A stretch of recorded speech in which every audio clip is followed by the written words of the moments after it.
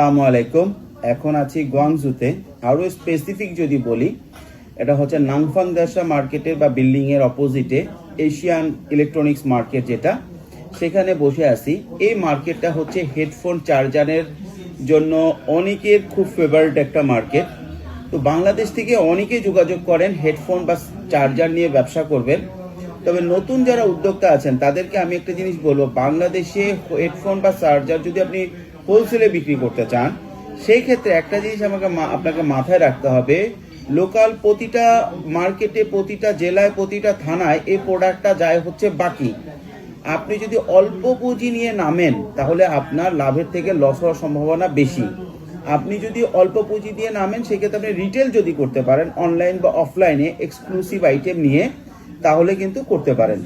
কি বলছি বুঝতে পারছি? কিন্তু যদি আপনি হোলসেলে নামেন তাহলে একটা ভালো বাজেট নিয়ে নামতে হবে, 20-25 লাখ নিয়ে নামতে হবে। আদারওয়াইজ প্রথম চালান যখনই বাকি পড়ে যাবে, দ্বিতীয় চালান মাল না দিলে তারা প্রথম চালানের টাকা দিতে চায় না। এক। 2 নম্বর জিনিস হচ্ছে যে আপনি যদি একটু বেশি কোয়ান্টিটির মাল না নেন, আপনার প্রাইস ওভারহেড খরচ বেশি পড়ে যাবে। আপনি কোনোভাবেই অল্প কোয়ান্টিটিতে ইয়ারে মাল নিয়ে আপনি হোলসেলে প্রফিট করতে পারবেন না। আপনাকে প্রাইস ভালো পাইতে হলে, সিতে মাল নিতে হলে বেশি কোয়ান্টিটি মাল নিতে হবে।